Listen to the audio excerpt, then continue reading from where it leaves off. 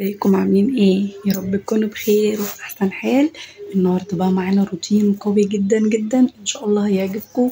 روتين بقى علشان العيد، كل سنه وانتم طيبين ويعود علينا وعليكم يا رب بالخير. كده عشان نخش عيد الاضحى كده تكون الشقه زي الفل. تمام، انا طبعا مش هشيل الستاير اللي هي البترولي ديت. هشيل بس اللي هي الستاير البيضة، هشيل طبعا كل الكراكيب. شايفين الصالة عاملة ازاي؟ زي الزفت. بصوا الدنيا متبهدلة خالص. هنشيل طبعا الستارة ديت برضو. وبعدين بقى هنعمل روتين ان شاء الله النهارده في ريسبشن حلو جدا. تعالوا بقى نشوف كده هنعمل ايه مع بعض. اول حاجة هلم الغسيل دوت اللي هو على الكرسي. انا كنت حاطة الغسيل، كنت شايلاه من على المنشر يعني وما طبقتوش.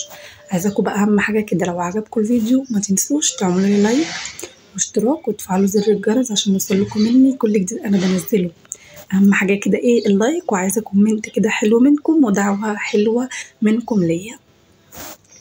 يلا بقى كده نسمي الله ونصلي على الرسول ونخش بقى ايه على الجد، وبجد الله الله عليه.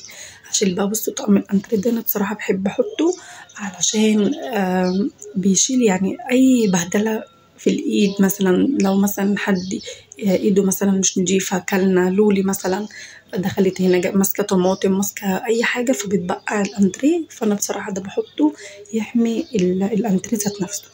خلاص كده شلت بقى كل الكراكيب. طبعا بقى لي كتير ما عملتهاش، بقى لي كتير ما عملتش معاكم روتين فيها. بقى لي كده حوالي اسبوعين ما عملتش خالص اي حاجة فيها. هشيل بقى كل الكلام ده كله. بصوا لمي لمي يلا خش حط جوه، عشان بعد كده هنقض الغسيل النضيف من قصدي هنقض يعني الغسيل الفاتح والغامق، كل حاجة هحطها لوحدها.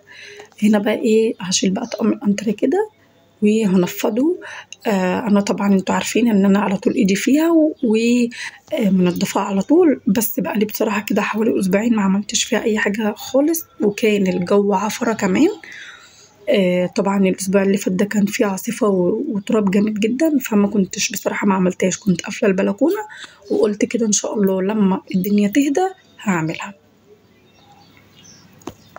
يلا بقى كده ايه اللي وراها حاجة قوم متشجعة كده وخلصت كده وفرشي الشقة. طبعا كده على العيد بتبقى منورة ومزهزهة كده، ومع التكبرات والحاجات دي بتبقى تحفة جدا. عايزة اقول لكم ان انا بخرت، بس كنت بحسب نفسي ان انا بصور المقطع بتاع وانا ببخر، وطلع ان انا ما مش بصور يعني وانا ببخر. خلاص مش مشكلة وما علينا. هنا بقى ايه، حطيت بدل البخور حطيت معطر. تعالوا بقى هنا هطلع اشيل بقى السترة البيضة علشان حاساها لونها غامق شوية. فاهمين قصدي ازاي؟ حاساها كده لا لونها مش عاجبني خالص. وكمان دي عشان قريبة من البلكونة. هنا السترة اللي هي البترولي دي نضيفة مفيهاش اي حاجة، فسبتها بصراحة. هنفضها كده على طول وهسيبها. يلا بقى كده كومنت حلو منكم ولايك حلو من ايديكم الجميلة ديت. وشكرا جدا جدا لكل المتابعين اللي عندي، المتابعين الجداد منوريني جدا جدا، وبشكركم على تعليقاتكم الجميلة ليا. بصوا هنا عايزة انام هنا، خلوا بالكم. هنا كان حوالي الساعة كان 9:30 الصبح. بصوا بقى عندي هنا بقى معاناة غير طبيعية. تعبت جدا. بترعب طبعا اطلع في الاماكن العاليه، بحبها بس اللي هو مش انا ايه ابقى واقفه على سلم والكلام ده. طلعت طبعا فكيتها وخدت معايا وقت، والله بجد ما هتصدقوني. انا حوالي نص ساعه بفكها ونص ساعه بركبها. ليه بقى؟ ايد بس بفك بيها، وايد مكلبشه في المواسير اللي هي في البلكونه. خايفه طبعا لا. مش خايفة لأ، يعني ايه كل حاجة طبعا نصيب، بس أنا بخاف يعني لما بكون واقفة في مكان عالي كده. ما جربتش بصراحة أشيلها ولا مرة.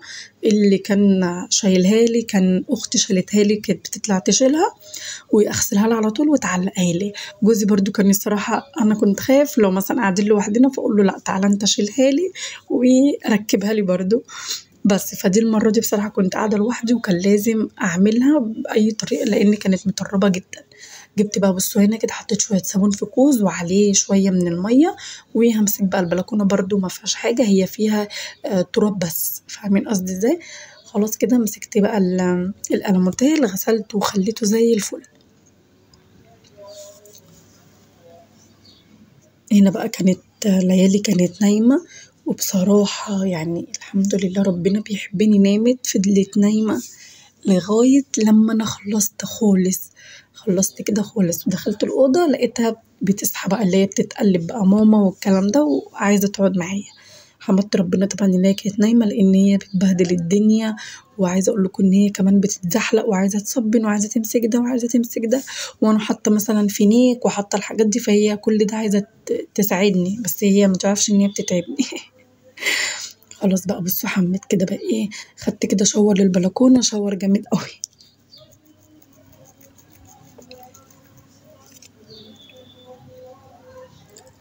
خلاص بقى كده. كملت بقى الشيش، وهلم بقى المية. بصوا البلكونة يعني مليانة تراب كده بطريقة رخمة قوي وتعبتني بصراحة. كان نفسي يبقى عندي اللي هو الصرف اللي هو بيبقى في البلكونة ده، حتى لو مثلا أصحى الساعة مثلا الناس اللي في الشارع رايحة وجاية وكده، ممكن كان عندي استعداد أعملها مثلا الساعة 4 الفجر، الساعة 7 الصبح، بس يكون المية دي كلها. عايزة أقول لكم إن هي طبعا تعبتني جدا جدا في الصالة، يعني مش البلكونة بس. عايزة أقول لكم دلوقتي مية كتير قوي قوي، وبرضه حاسة كده إيه، الأرض كده فيها زي رملة ناعمة كده. فلو كنت عملت صرف أنا ممكن أعمله، فلو كنت عملت صرف فكان هيريحني قوي. أحمد، بقول لك إيه، أنا كنت عايزة أعمل الصرف، تعملوا لي. ماشي.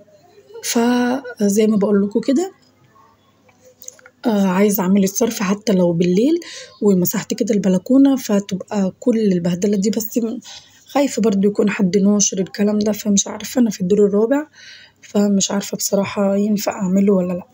كان هيريحني. هنا بقى طلعت علقت، المعاناة بجد بجد من بره هلا هلا. عايزة أقول لكم بجد قعدت فيها، انتوا كده أكن إيه شلتها وعلقتها. قعدت فيها نص ساعة أركب فيها. طبعا أنا عايزة أقفل الحلقان بتاعتها، أقفلهم كده على بعض عشان ما تتفكش، عشان ما بحبش الستارة تبقى واقعة ومرهدلة والكلام ده. فقعدت نص ساعة والحمد لله الحمد لله خلصت المهمة بنجاح. عايزة أقول لكم فرحت جدا لما ركبتها، بس عايزة أقول لكم دراعتي وجعتني إن أنا قعدت فترة طويلة. هنا بقى شغلت كده الغسالة، حطيت الطقم الأبيض اللي أنا شلته مع السترتين البيض وغسلتهم زي ما انتوا شايفين. أحط بقى أنا إيه، أحط أوكسي، وأحط شوية من الأريال، وأحط برضو شوية كده من الدوني. هسيب بقى كده مع نفسهم يتغسلوا، إن أنا عايزاهم يطلعوا كده إيه، بإيه بيلمعوا. اللهم صل وسلم وبارك عليك يا رسول الله. استغفر الله العظيم يا رب واتوب اليك. استغفر الله العظيم يا رب. جيت بقى هنا للصلاة، طبعا تعبت تعب. بصوا اكيد انتوا عارفين ان الموضوع ده بيتعب جدا. لما يكون كده ايه، في بصوا رمل وحاجات مبهدلة كده. عفوا. هلم بقى طبعا هجيب هنا بقى حوالي كده 30 طبق مية، 30. همسك طبعا ورا الأندريه وورا الكراسي والكلام ده كله. نسيت اشيل الفازة دي، انتوا واقفة ليه حلوة كده. عايزة اقول لكم ان انا نسيت اشيلها. بس ما جرالهاش حاجة. انا بعد ما خلصت بصراحة مسكتها كده لمعتها على طول وكانت زي الفل. يلا بقى يا بنوتة، قومي كده خلصي لماما الشقة، ولو حد كده بيتابعني كتير يلا بقى قوموا تشجعوا كده. بصوا شغلوا الفيديو بتاعي وقوموا بقى يلا تشجعوا. طبعا ان شاء الله تعبت جدا في الروتين، لان الرمل ده طبعا او اصل انا بصراحه يعني اصل كنت كنسته في الاول، بس انا قلت ايه، كسلت بعد ما جبت المقشه والجاروف. كنت هكنسها، حتى هتشوفوني في البلكونه كده لميتهم على جنب. بعد كده قلت لا لا يلا خليهم كده ايه. ولا اكنس ولا عملت لقمه على طول. عايزه اقول لكم ماما هنا بقى ايه في الموضوع ده بتقول لي لا، لازم قبل ما تمسحي اكنسي الشقة كلها أو المكان اللي انت يعني هتمسحيه، مش شرط الشقة. هنا كنت تعبت من الشيل الاطباق المية. بصوا قاعدة بستريح. عايزة اقول لكم تعبت جدا وانا طبعا بشيل المية. ماما بقى بتقول لي ايه، بتقول لي تكنسي ما تتعبش في المسح، مش هتكنسي هتتعبي في المسح. وفعلا بجد هو ده اللي حصل معايا. يا ريت كنت سمعت بكلمتها وكنست يعني الارض.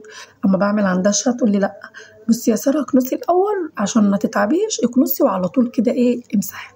دخلت بقى هنا كده امسح بقى ايه، مسحت السور والغسيل كان خلص. طبعا انا كنت مسحت البلكونه زي ما انتم شايفين كده ومعلقه ستيكر وكل حاجه. قلت طبعا انشر الطقم على طول اللي هو طقم الانتريه دوت، انا كده كده هطبقه واشيله، بس قلت انشره كده على طول عشان بيتكسر، يعني خامته كده بتتكسر لو سبته في الغسالة او سبته في الطبق. فبصراحة كده بصوا بنفضه وبنشره كده على طول، وبعد كده اطبقه لما باجي بقى اطلعه من الدولاب فبيطلع بيكون مظبوط. نشرت بقى كده بصوا كل الغسيل. الستاير طبعا انا ما غسلتهاش، الستاير انا علقتها على طول. انتوا عارفين طبعا الراعي الرسمي بتاعي، الله اكبر الله اعظم اشهد ان لا اله الا الله. هروح اسمع الاذان وبعد كده ارجع لكم. الله اعظم اشهد ان لا اله الا الله اشهد ان محمد رسول الله. الاذان خلص وطبعا رجعت لكم تاني.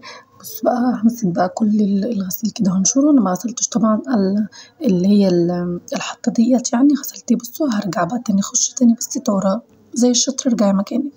هكمل بقى كده باقي الانتريه وهنخش برضو نشوف هنكمل باقي المعركه جوه.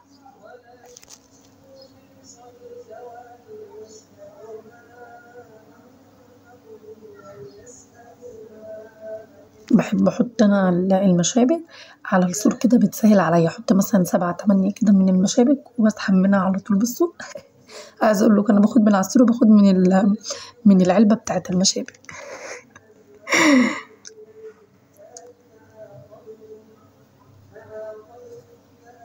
اليوم ده كان عايزه اقول لكم ان كان الجو حر قوي وكان في شمس جامده، بس يعني كنت عادي، كان الهدوم كده مبلوله كانت مطريه عليا. خلاص كده خلصت. ايه رايكم في نشير العسول؟ جميل. تعالوا بقى هنا برضو كنت غاسله المفرش ده، كنت حاطه مع الحاجات اللي هي البيضه اللي انا حطاها في الغساله، وهحط بقى مسحت طبعا جبت الجرانس ومسحت الترابيزه وحطيت هنا الزهريه ديت، وفرشت طبعا السجاد عشان ما اطولش عليكم الفيديو اكتر من كده، وانا كده كده مسرعه الفيديو. حط بقى الشمعتين يا جماله يا جماله والنبي عسل. خلاصي عليا. خلاص بقى كده هنا نيجي بقى من اول هنا. المعطر ده اللي حطه هنا انا حاطه ان انا كنت لسه هرش، فقلت اصور الاول بعد كده ارش. حطيت كده بصوا روقت كل اللي فوق النيش، وطبعا عايزه اركب الغطا اللي هو بتاع العداد ان شاء الله هركبه، بس اتصل بالشركه بس عشان انا خايفه لا يفصل وانا بركبه، فاهمين؟ بس كده. وده كده كان شكل الريسبشن بتاعي لاستقبال العيد. لاستقبال العيد طبعا كل سنة وانتم طيبين، ويعود عليكم العيد بالخير والبركة ان شاء الله، وعيد اضحى كده عليكم مبارك ان شاء الله. خلاص كده خلصت الريسبشن وكده 100 100. وطبعا انا مشغلة القرآن من اول ما بدأت لغاية اما بخلص، بعدها بساعة ساعتين بسيب بصراحة القرآن شغال كده. بسيبه شغال والدنيا كده بتبقى هادية عندي، وبطفي الانوار وبقعد بقى كده خلاص. بس ده شكل كده الريسبشن كله خلص.